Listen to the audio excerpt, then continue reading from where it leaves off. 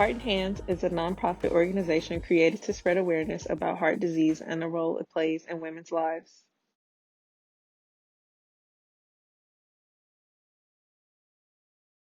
I started Heart and Hands in 2014 because I really wanted to educate young girls about heart disease and heart health prevention, which we know heart disease is the number one killer of women.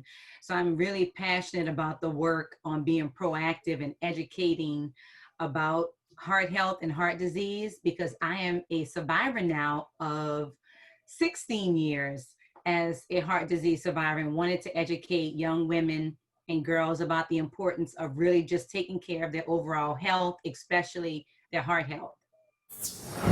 So, being able to start a nonprofit is very hard. It's hard work. It takes perseverance, determination, all those skills, right, that you think about.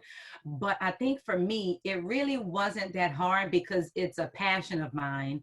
And, when I was diagnosed with heart disease, I was only 30 years old. And so I just really felt like I needed to educate as many women as I could, right? And so I did that for the first 10 years. And then after that, I was celebrating my 10-year anniversary as a survivor and thought, what else could I do to really get ahead of this disease, right?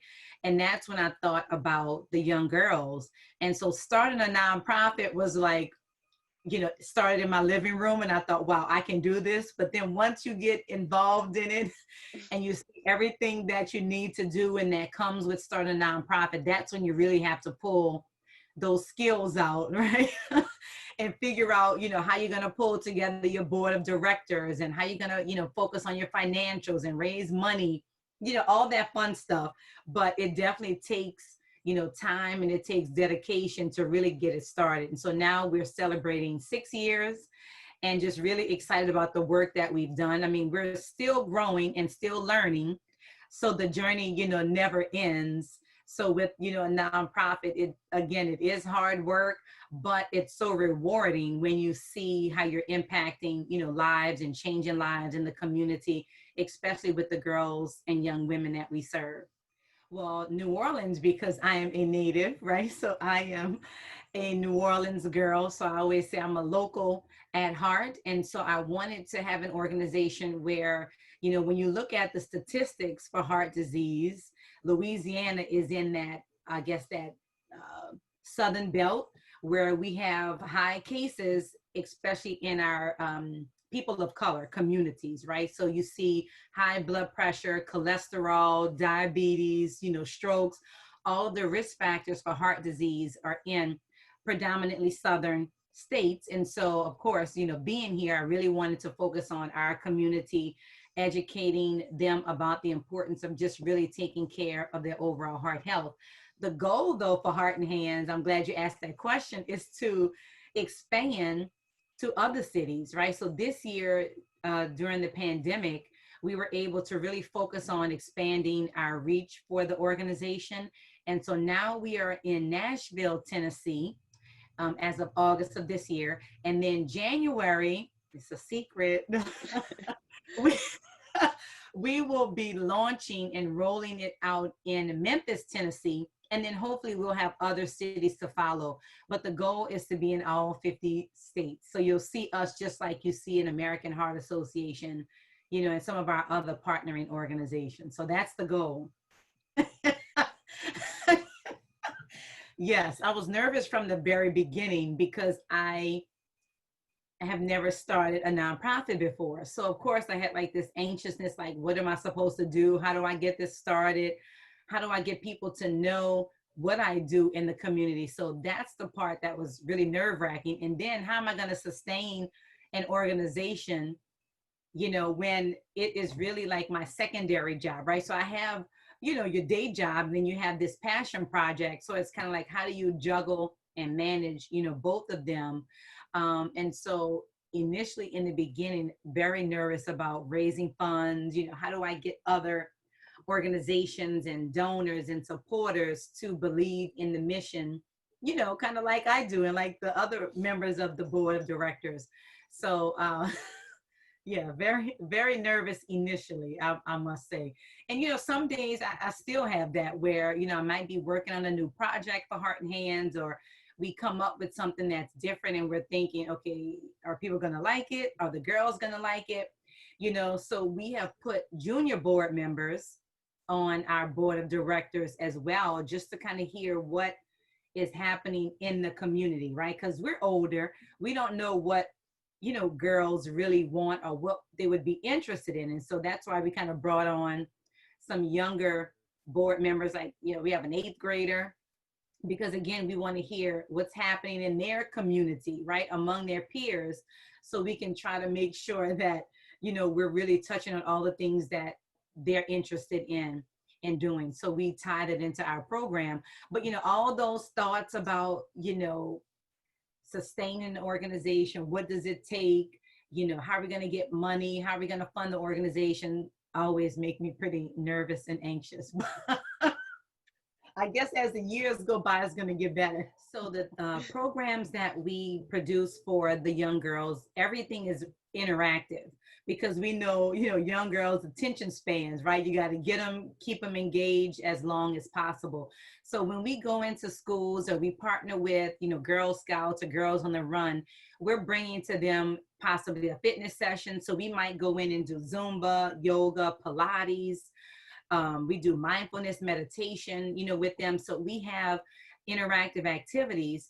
And then we tie the lecture piece in about the importance of taking care of your heart. So it's not just all a straight lecture. We try to make sure the girls are up and moving. And while they're doing that, we may bring in one of our cardiologists to talk about the importance of, heart health, etc. And then we have also done cooking demonstrations, right? We've also, done some sessions where we bring in heart healthy snacks to different extracurricular activity teams, at schools.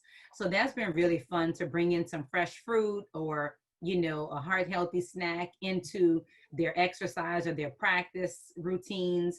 So yeah, we do so many different things with the girls in our community, and we always are looking for organizations that have girls. So we go where the girls are, right? So right now, we don't have a program that we work with a specific group of girls. But if there is another nonprofit organization that has a mentoring program, or they're looking for someone to come in for one of the week sessions and provide, a fitness session, or again, something, light, something cooking related, giving them heart healthy recipes, we will then come in and partner with them on programs such as that.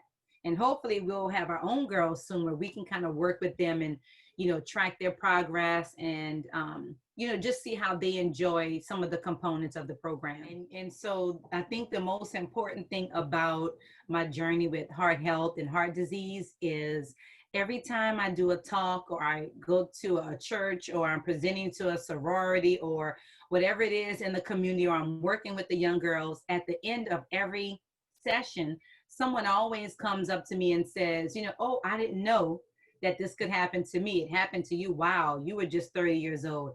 Or they'll say, I'm having some symptoms, that you mentioned, in your talk. What should I do? And that's always so rewarding for me, is to hear people actually open up about it and not, think I can't share it, or I can't really say what's going on because it's personal. And then to hear later, after a session that we've done, that some of the girls come up to me and say, yeah, you kind of like change my thought process about fast food, or yeah, I shouldn't have fast food every day. Maybe I'll just cut back and, have a treat every week versus, 7 days a week. So I've heard so many great stories about that. I've actually had a cousin, after our recent 5K, she did the virtual 5K. She lives in Atlanta. And she said, as a result of the 5K, her and her son are now walking like 3 times a week. Just because when she got out to move for the 5K, she thought, wow, I could do this, right? It's not that long, 3.1 miles. But when you constantly are thinking about working out, you think, oh, I don't want to do it. But then once you get out there, it's easy. It becomes fun. So really hearing like testimonials and, people who have changed their lives as a result of some of the things that we're doing is just so rewarding. And the other thing is, I mean, there's young women that I know in their early 20s now that, have been diagnosed with some form of heart disease or diabetes. And so, my message always is it's not the old people's disease. It's not the old man or old woman or a fat person even. When you think about heart disease and all the myths that we already have in our head, like, yeah, I have time for that, or I don't need to worry about it. The reason why I started Heart and Hands is so people can say, no, I need to worry about it now so I can prevent it later. That's the biggest thing about heart disease. 80% of it is preventable. And not a lot of people know that. They think, oh, well, if I get it, I just get it. No, like you can do things to combat it. You can live a healthier life. You can get out and start walking and exercising and just paying more attention to your health versus in the long run, you'll have to pay. And so for me, the odd thing was I didn't have any of those symptoms. The things I just mentioned to you, I didn't have high blood pressure, no high cholesterol, no diabetes, never had a stroke, never had a heart attack, was never overweight, didn't smoke, never smoked. So all the things that you see on the checklist of what is heart disease, you'll see all those things. What are the risk factors for heart disease? I didn't have any of them. So it's like, okay, some people say it could have been stress related, or it could be hereditary, right? It could be something down the line that, mine presented itself in the form of coronary artery disease, so blockage of the arteries. But yeah, so my thing is you just never know. You think, yeah, 30 years old is pretty young. You're in the prime of your life, you're working, getting your career going, and this happens. It definitely is a huge shock to the system. Like, what? Not me. So that's why I'm just so passionate about getting the message out, especially to young girls, young women like yourself, because you can make a change now.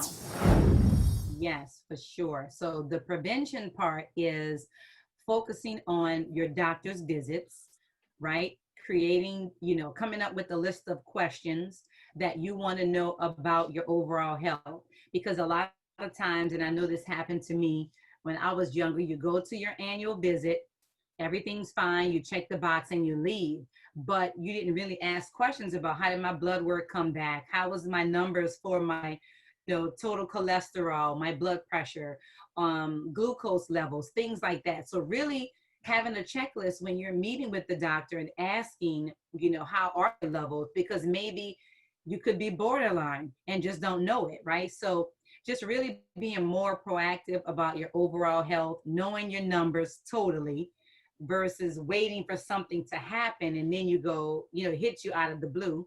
And then, of course, sticking to some type of, heart healthy eating habits, incorporating fruit and veggies and everything that you do. That should be like on a weekly basis, making sure that you're having balanced meals and that you're getting out and doing some type of physical activity. So those are the main things. And then listen to your body, whatever it is, whether it's heart disease or something else. Your body never lies, and we know our bodies more than anyone. So, my key message is when you feel something is wrong, go get it checked out. Go to the doctor, right? Don't be afraid to just say, let me just make sure everything is okay versus waiting or, putting it off, procrastinating. Just go get it checked out. Thanks you.